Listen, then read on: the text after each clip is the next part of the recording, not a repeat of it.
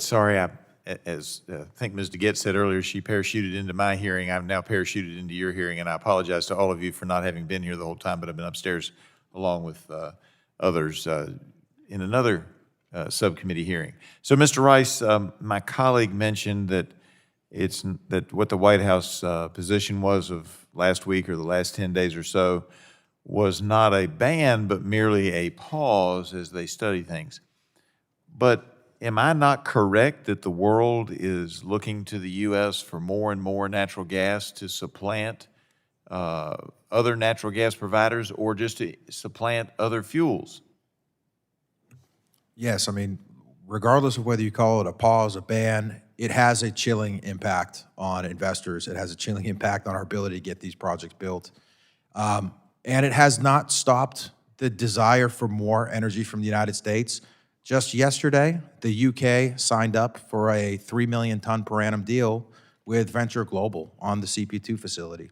So all it's done is create a lot of confusion in the marketplace, and quite frankly, is appearing to be not necessary. And doesn't that confusion lead to an instability in the reliance on American natural gas?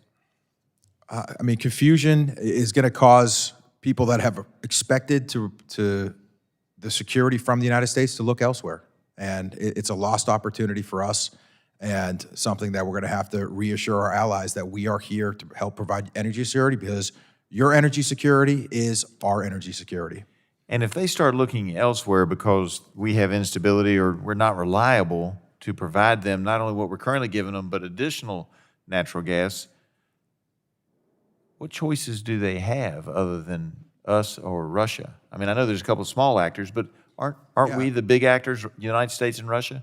I mean, the United States is the largest, but we do need to understand we do not control the market. There are other options, and some of these options may not be as friendly to the United States as we'd like. Russia, Iran are two other large producers of gas that have a lot of potential. And the other big alternative that people can run into is foreign coal. So whether we have an energy security issue or we start having emissions rising, I mean, that's what's happening. If the United States does not supply this LNG, that means there's going to be more coal. So if we get a request from India and we can't provide it, they'll burn their coal, which is not nearly as clean as the coal in my district. Isn't that true?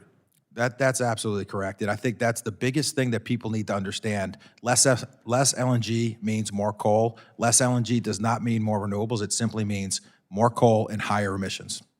And we talked about how when we started, and we had an example here in Congress, when we started exporting oil again, the prices didn't go up.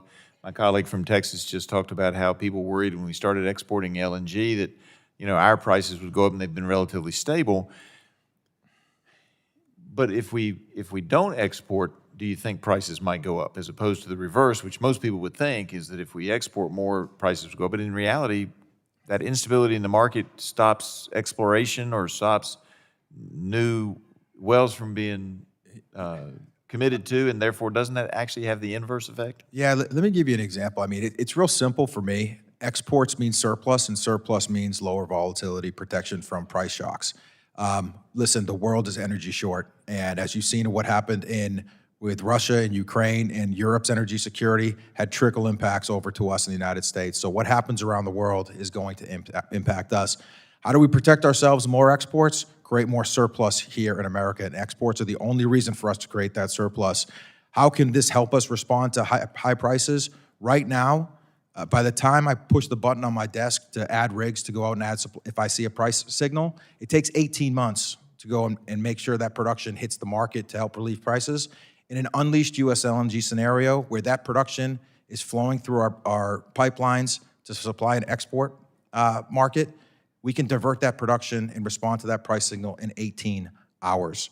That's how we keep prices low from everybody and protect Americans from really the big problem, which is the really volatile price shocks.